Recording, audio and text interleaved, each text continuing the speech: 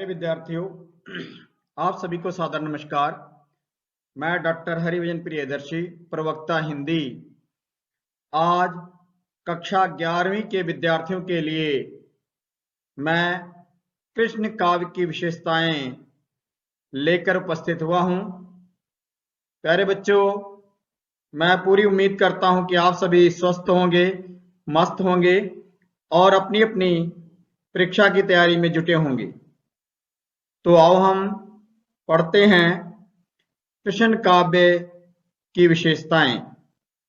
प्यारे विद्यार्थियों, भक्ति काल को दो भागों में बांटा गया, एक सगुण काव्य धारा और दूसरा निर्गुण काव्य धारा। आगे सगुण काव्य धारा को भी दो भागों में बांटा गया है, राम काव्य धारा और कृष्ण काव्य धारा। राम काव्य धारा के प्रवर्तक गोस्वामी तुलसीदास, उनकी छायाचित्र आपके समक्ष उपस्थित है। कृष्ण काव्य धारा के प्रवर्तक सूरदास हैं, उनकी भी छायाचित्र आपके समक्ष उपस्थित है। ठीक इसी प्रकार जो निर्गुण काव्य धारा है, ये भी दो धाराओं में प्रचलित थी, एक संत काव्य धारा और दूसरा सूफी काव्य धारा। संत काव्य धारा के प्रवर्तक कबीरदास जी, इनकी छायाचित्र आपके समक्ष उपस्थित है। ठीक इसी प्रकार सूफी काव्य धारा के प्रवर्तक मलिक मोहम्मद जायसी जी हैं। तो इस प्रकार पूरे भक्ति काल को यदि हम कहें राम काव्य धारा, कृष्ण काव्य धारा, संत काव्य धारा और सूफी काव्य धारा, चार धाराओं में बांटा गया तो कोई अतिशयोक्ति नहीं होगी। आज हम जो पढ़ने जा रहे हैं या पढ़ेंगे वो है कृष्ण काव्य धारा, और कृष्ण काव्य धारा के प्रवर्तक सूरदास जी हैं। तो हम कृष्ण काव्य धारा की विशेषताओं का अध्ययन क्रमवार प्रत्येक विशेषताओं का करेंगे, साथ ही आपको विशेषताओं को समझाते हुए चलेंगे। तो उससे पूर्व हम आज पढ़ेंगे कृष्ण काव्य की थोड़ी सी भूमिका, वो देख लेते हैं। तो हम शुरू करते हैं। कृष्ण भक्ति शाखा के कवियों ने विष्णु के अवतार कृष्ण की आराधना की है। इनकी भक्ति का आधार ग्रंथ श्रीमद् भागवत माना जाता है। कृष्ण भक्त कवियों ने वल्लभाचार्य के निर्देशन में पुष्टि मार्गी सिद्धांत के अनुसार समर्पण और अनुग्रह कृपा को अपनी भक्ति का आधार बनाया है। आचार्य वल्लभ के पुत्र विठल नाथ ने चार कवि वल्लभाचार्य के शिष्य एवं चार कवि अपने मिलाकर अष्टछाप कवि की स्थापना की। अष्टछाप का मतलब होता है प्यारे बच्चों 8 कवियों का समूह। ये कवि हैं कुम्भन दास, सूरदास, परमानंद दास, कृष्णदास, गोविंद स्वामी, नंददास, शीत स्वामी और चतुर्भुज दास। इनको कृष्ण के 8 सखा भी कहा जाता है। ये सभी भक्त कवि थे। इन 8 में सूरदास का नाम सबसे पहले ठहरता है। सूरदास के बाद नंददास का नाम उल्लेखनीय है। ये कवि श्रीनाथ के मंदिर में 8 याम का मतलब होता है बेटे पहर, 8 पहर घूम घूम कर भजन गाया करते थे।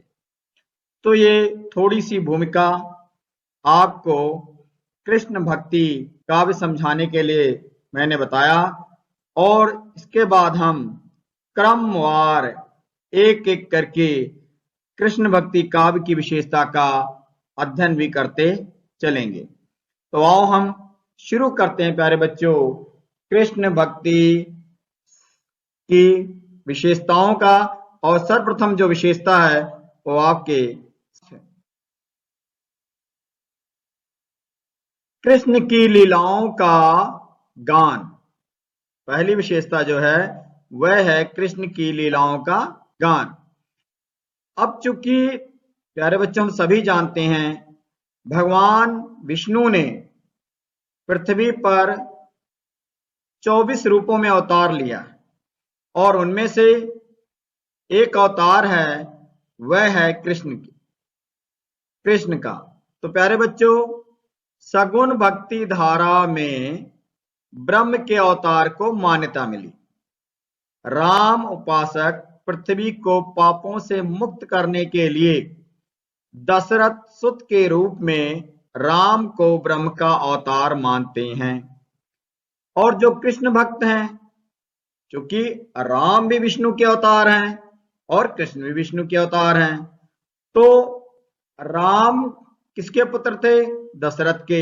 ठीक उसी प्रकार जो कृष्ण भक्त भी देवकी और वसुदेव के पुत्र कंस के भांजे कृष्ण को पृथ्वी का भार मुक्त करने के लिए ब्रह्म का अवतार मानते हैं।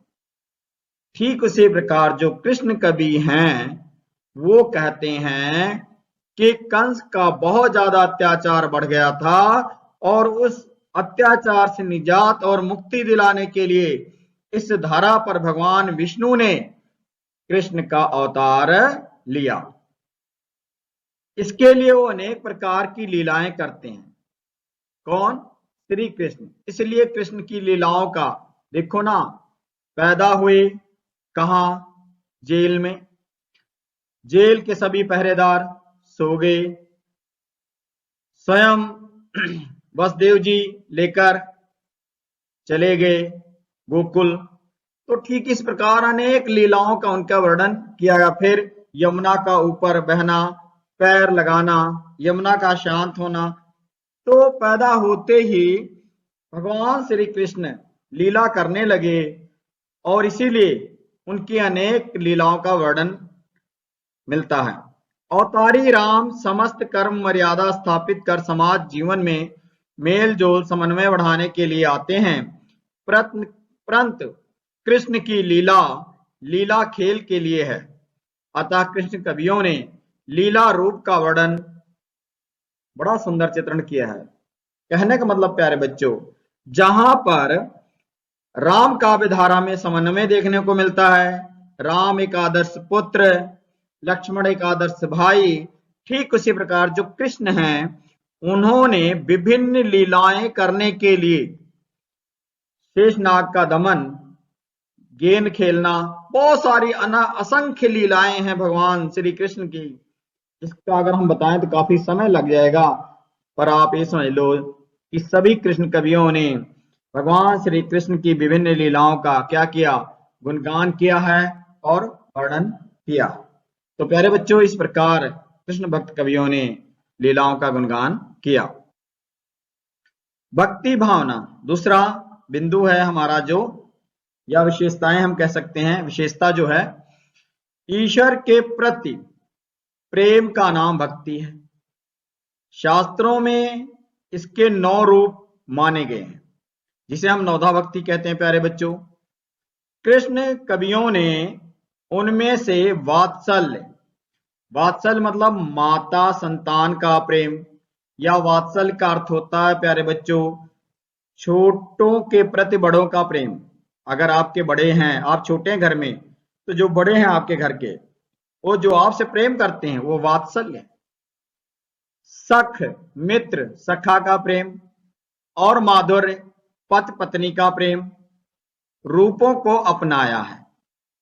कृष्ण काव्य के प्रतिनिधित्व महाकवि सूरदास तथा अन्य कवियों ने मुख्य रूप से कृष्ण के बाल रूप का ही अधिक चित्रण किया है।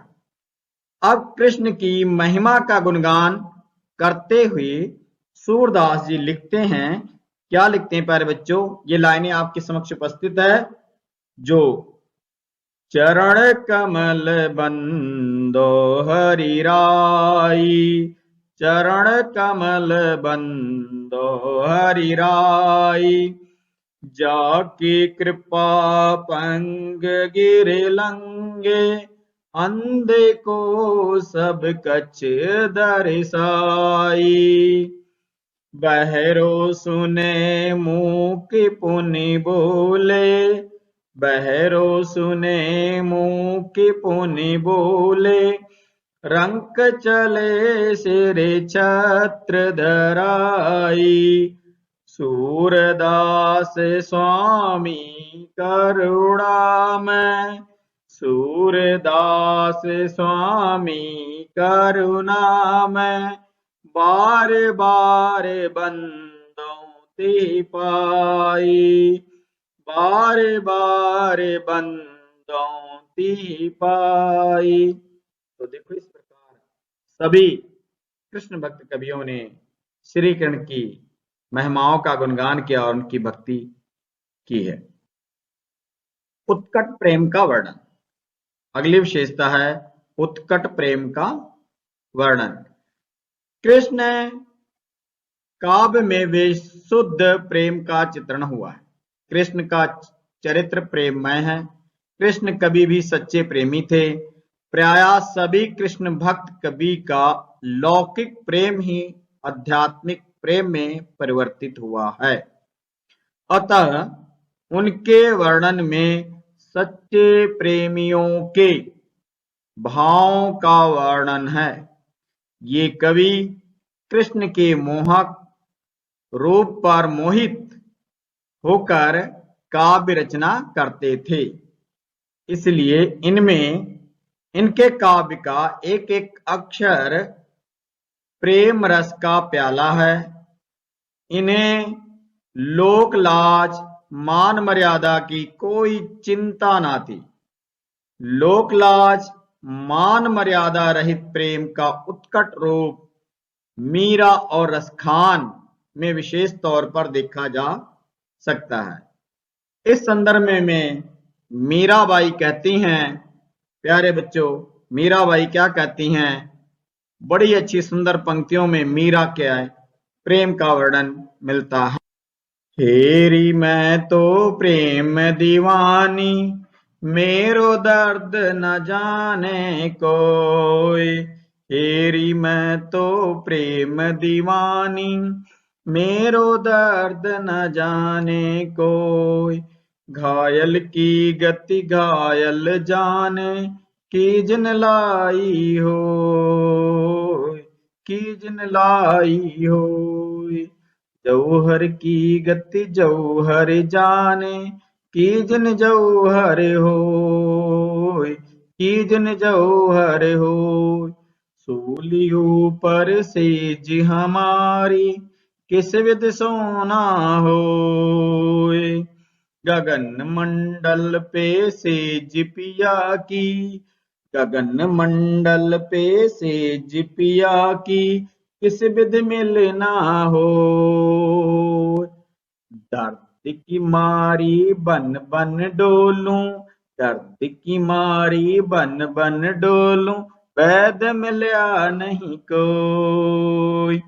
मीरा की प्रभु पीर मिटेगी, मीरा की प्रभु पीर मिटेगी, जब वैद संभलिया हो, जब वैद संभलिया हो। प्यारे बच्चों, देखो कितनी उत्कट प्रेम मीराबाई ने अपनी पदावली में लिखी है कि हेरी तो मैं प्रेम दीवानी, श्री कृष्ण के प्रेम में की दीवानी है। और श्री कृष्ण रूपी जब तक वैद नहीं मिलता तब तक उनकी पीड़ा मिटने वाली नहीं है। तो प्यारे बच्चों, हम सभी पढ़ रहे हैं श्री कृष्ण काव्य धारा की विशेषताएं। आगे हम अन्य विशेषता को देखते हैं। संगीतात्मकता, संगीतात्मकता। अधिकतर कृष्ण कवि संगीत कला में निपुण थे। अब देखो, अभी मैंने जो पंक्तियां पढ़ी हैं मीराबाई की, कितने लय में हम गा सकते हैं। संगीतात्मकता ही संगीतात्मकता है इनकी कविताओं में, इनकी रचनाओं में। तो संगीत कला में क्या थे? निपुण थे। ये सभी कीर्तन करते थे और राग रागनियों में कुशल थे। इनमें नंददास विशेष तौर पर उल्लेखनीय है।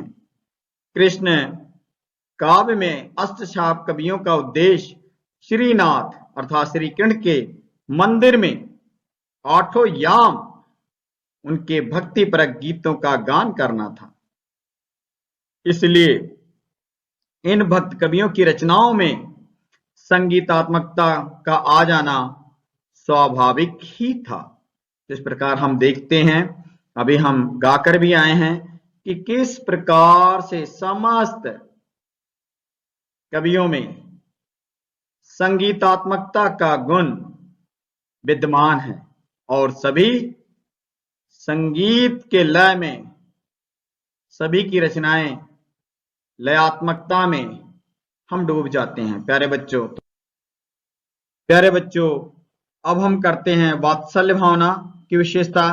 अगली विशेषता जो है, कृष्ण भक्त कवियों ने कृष्ण के बाल रूप में वात्सल्य रूप का वर्णन बड़ा ही सुंदर किया है। इस क्षेत्र में सबसे अधिक सफलता महाकवि सूरदास को मिली है। उन्होंने कृष्ण के रूप में बालक की विभिन्न चेष्टाओं एवं क्रियाओं का चित्रण अत्यंत सहज, स्वाभाविक ढंग से किया। इस चित्रण में सौंदर्य, खेलना, जैसे बच्चे खेलते हैं उसका वर्णन करना, और झूला झूलना, माखन, सभी जानते हैं कि नटखट थे, माखन बहुत चुरा कर भी खाते थे और लगाते भी थे दोस्तों को। तो माखन रोटी खाना, हठ करना, जिद्दी थे, चुगली करना आदि प्रसंग आ जाते हैं। हजारी प्रसाद द्विवेदी तो यहां तक कहते हैं कि सूरदास जी वात्सल्य का कोना कोना झांक आए हैं। उदाहरण देखते हैं अभी हम वात्सल्य भावना से संबंधित सूरदास की, आपके समक्ष उपस्थित है। खेलन अब मेरी जात बलैया, खेलन अब मेरी जात बलैया, जबहि मोई देखत लड़कन संग, तब खिजत बल भैया। मोसो कहत तात वसुदेव को, मोको कहत तात वसुदेव को, देव की तेरी मैया, देव की तेरी मैया। मोल लियो कछु देवस देव को, मोल लियो कछु देवस देव को, करि कर जतन बहैया, करि कर जतन बहैया। अब बाबा कहे कहत नंद को, जसमत को कहे मैया, जसमत को कहे मैया। ऐसे कही सब मोहि खिजावत, ऐसे कही सब मोहि खिजावत, उठ चलो खीसैया, तब उठ चलो खीसैया। पाछे नंद सुनत हैं ठाड़े, पाछे नंद सुनत हैं ठाड़े, हंसत हंसत उर लैया, हंसत हंसत उर लैया। सूर नंद बलराम गिर क्यों, सूर नंद बलराम गिर क्यों, सुनि मन हरख कन्हैया, सुनि मन हरख कन्हैया। तो देखो इस प्रकार श्री कृष्ण ने अपने बड़े भाई बलराम की शिकायत करते हैं नंद से, और जब नंद बाबा कहते हैं आने दो आज, उसको ऐसा थप्पड़ जड़ूंगा तो सुन मन हरख कन्हैया, तो कृष्ण बहुत ज्यादा मन में खुश हो जाते हैं। अब अगली लाइन कृष्ण के बाल रूप का हम देखते हैं, अत्यंत मनमोहक जो चित्रण करते हुए सूरदास जी क्या लिखते हैं, शोभित कर नौनीत लिए, घुट रूनु चलत रेनो, तन मंडित मुख दधि लेप किए। तो इस प्रकार श्री कृष्ण के बाल रूप का भी और उनकी चुंगली रूप का भी बड़ा सुंदर वर्णन किया है हमारे कवि सूरदास जी ने। अब हम अगली विशेषता की ओर बढ़ते हैं प्यारे बच्चों, और समझते हैं अगली विशेषता कृष्ण काव्य धारा की कौन सी है। तो प्यारे बच्चों, ये जो विशेषता आपके समक्ष प्रस्तुत हो रही है वो है श्रृंगार रस। कृष्ण भक्त कवियों ने श्रृंगार के दोनों पक्षों, संयोग का मतलब होता है मिलना और वियोग का मतलब होता है बिछोड़ना, तो संयोग और वियोग का बखूबी वर्णन किया। किसी एक पक्ष का नहीं, संयोग के दोनों पक्षों का वर्णन बड़ा सुंदर किया है इस काल के सभी कवियों ने।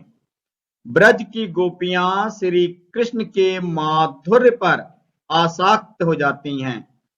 श्री कृष्ण की बांसुरी तो मानो गोपियों के लिए जादू का काम करती है। कृष्ण और राधा की प्रथम मिलन का बड़ा सुंदर वर्णन सूरदास द्वारा किया गया है।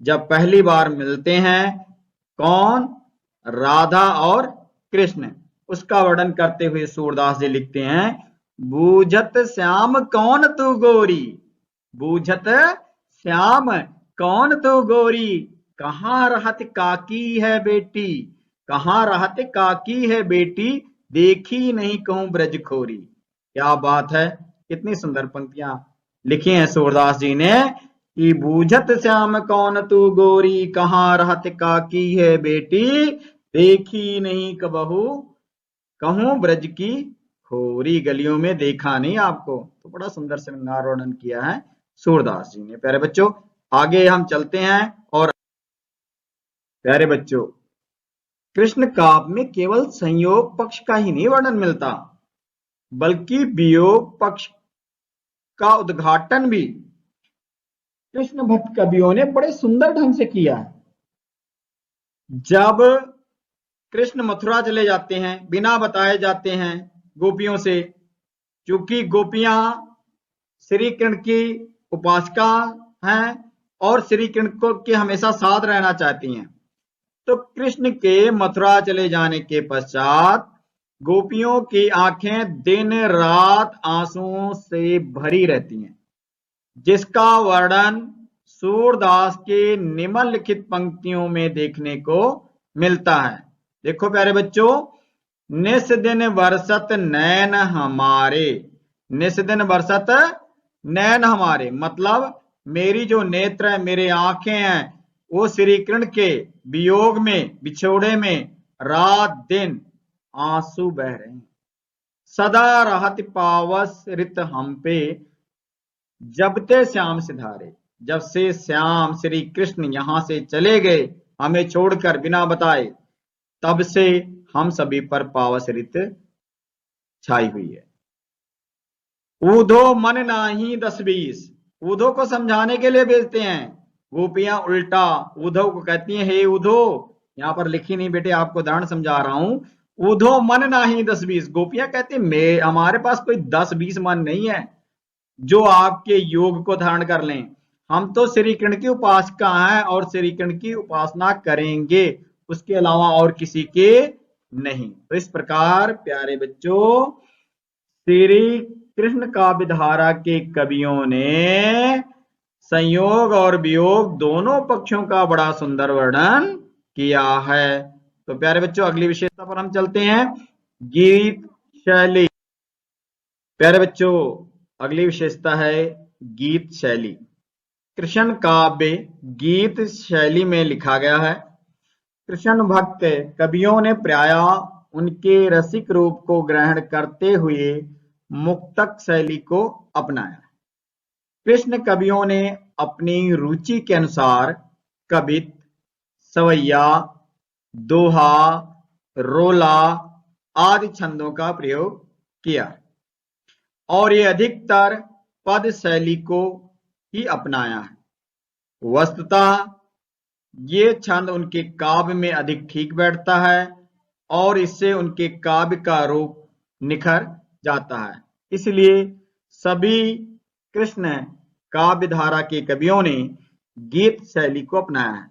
गीत मतलब हम उनके रचनाओं को बड़े आराम से गा सकते हैं और वास्तव में माधुर्य है, मधुरता है इनकी कविताओं में, इनकी रचनाओं में, कृष्ण काव्य धारा के कवियों की। तो प्यारे बच्चों, हम अगली विशेषता देखते हैं, ब्रज भाषा की प्रधानता।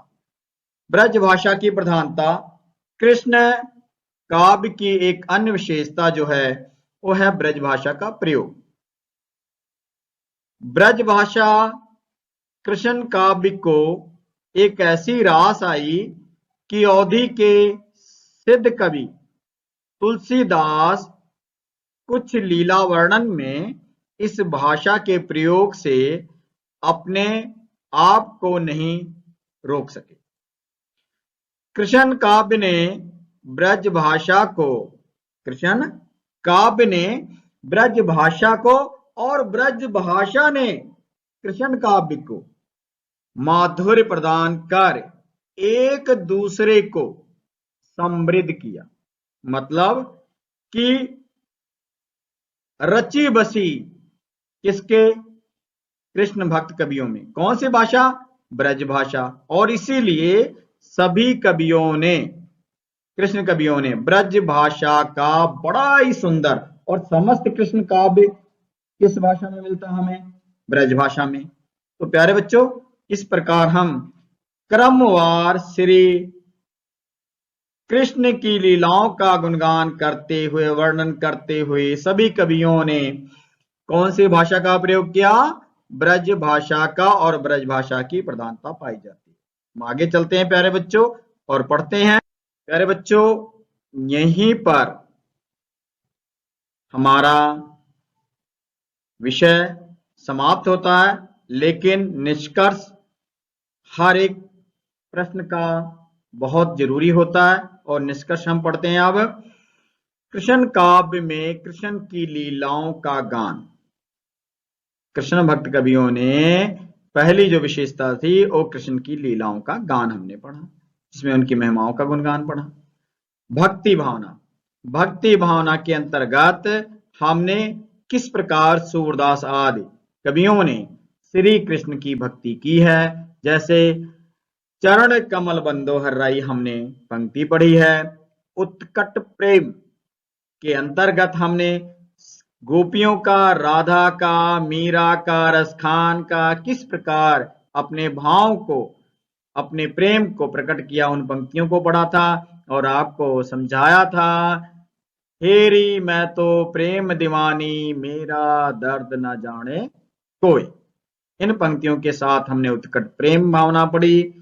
संगीतात्मकता, संपूर्ण कृष्ण काव्य धारा में संगीतात्मकता लबालब भरा हुआ है और प्रत्येक पंक्तियां प्रत्येक कवियों की संगीतमय है।